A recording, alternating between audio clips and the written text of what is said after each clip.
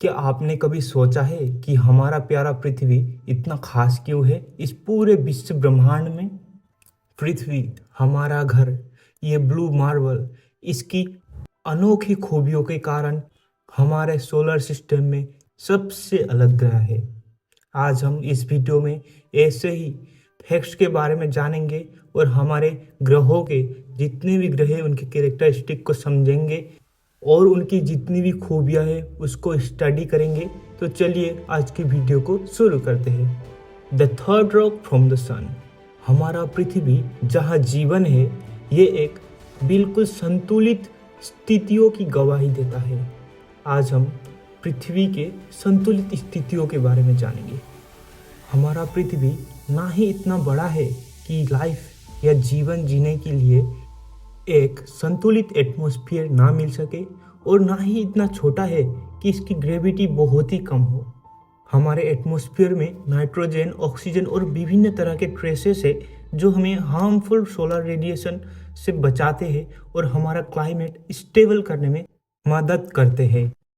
हमारे पृथ्वी का सरफेस बहुत ही विविधताओं से भरा हुआ है, जिसमें जलते हुए रेगिस्तान है, जिसमें डेंस फॉरेस्ट है, जिसमें ऊंचाई भरा पहाड़े हैं, जिसमें गहरी समुद्रें हैं और सबसे मज़ेदार चीज़, हमारे पृथ्वी का 70% से भी ज़्यादा पानी से भरा हुआ है, जिसकी वजह से इसमें जीवन संभव हो पाया है।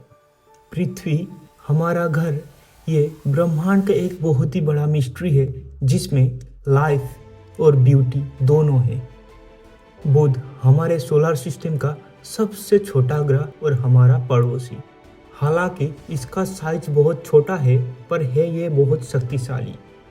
दिन में इसका टेम्परेचर इतना ज़्यादा हो जाता है कि ये लीड मेटल को भी पिघला सकता है और रात में इसका फ्रीज इतना बढ़ जाता है कि यहाँ पे हर चीज़ फ्रीज हो सकता है। इसीलिए यहाँ पर पानी मिलने की प्रोबेबिलिटी भी बहुत ज़्यादा है। अब हम आते हैं प्लेनेट वीनस या शुक्र में। ये पृथ्वी का बड़ा भाई भी कहलाता है, लेकिन इसका एटमॉस्फेयर हमारे पृथ्वी के एटमॉस्फेयर से बहुत ही अलग है। इसके एटमॉस्फेयर में ज़्यादातर कार्बन डाइऑक्साइड और सल्फ्यूरिक एसिड के बहुत बड़े बड़े बादल मिलते हैं। यह प्लेनेट सूर्य से सबसे नज़दीक है और इसका टेम्परेचर भी बहुत ही ज़्यादा है। इसका साइज हमारे पृथ्वी के साइज के समान है, पर इसमें जीवन कई प्रकार से भी संभव नहीं है। अब हम चलते हैं मार्स या मंगल ग्रह पे, जिसे हम प्लेनेट ऑफ होप भी कहते हैं। मार्स हमारे पृथ्वी का छोटा भाई भी कहा जाता है। ये हमें हमारे पृथ्वी के माउंटेन्स एंड डिजर्ट्स की याद दिलाता है, पर कभी कभी इसका टेम्परेचर बहुत ही ज़्यादा हो जाता है। इसकी वजह से हमें सोचने पर मजबूर हो जाना पड़ता है कि यहाँ पर जीवन संभव है या नहीं। मंगल के पोलर आइस कैप्स में मिला हुआ फ्रोजन वाटर हमें वहाँ संभव जीवन की उम्मीद दिलाता है। हालांकि ये पानी छोटे छोटे माइक्रोब्स के रूप में भी क्यों ना हो। अब हम चलते हैं हमारे सूर्यमंडल के सबसे बड़े ग्रह जुपिटर या बृहस्पति पे। इसका साइज हमारे पृथ्वी के साइज से 11 गुना बड़ा है और इसके टोटल 95 मून्स अभी तक डिस्कवर किए गए हैं।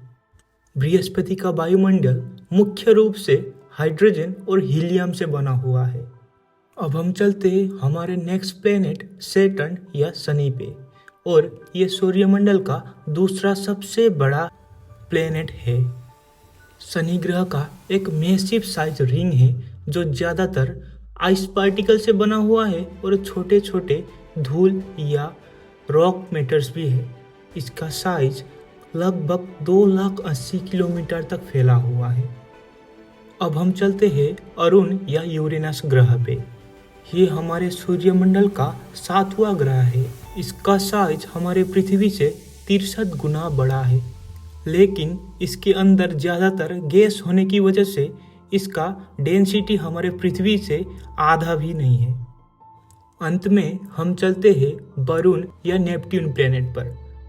ये सूर्य से सबसे दूर का ग्रह है। वरुण पृथ्वी के मुकाबले सूर्य से 3 गुना दूर है। माना जाता है किसी भी ग्रह के मुकाबले इस प्लेनेट पे सबसे ज़्यादा स्पीड पे हवा चलती है लगभग 2000 किलोमीटर पर आवर के स्पीड से, और सूर्य से सबसे दूर होने के कारण इसका टेम्परेचर बहुत ही लो है, इसीलिए यहाँ पर ठंड बहुत ज़्यादा पड़ती है।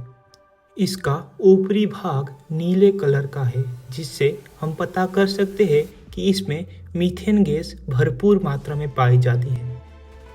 हमारे सूर्यमंडल के इन सारे ग्रहों में एक विशेष रहस्य और चुनौती छुपी हुई है, जिससे हमारे वैज्ञानिक और रिसर्चर प्रेरित होते हैं इनकी स्टडी या इनका खोज करें।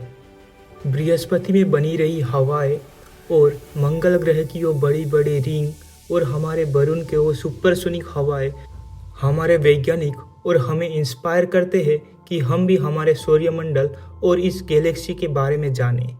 अगर आपको स्पेस और साइंस से जुड़ी हुई बातें पसंद है तो हमारे चैनल के साथ जुड़ सकते हैं। आज के वीडियो के लिए इतना ही। धन्यवाद।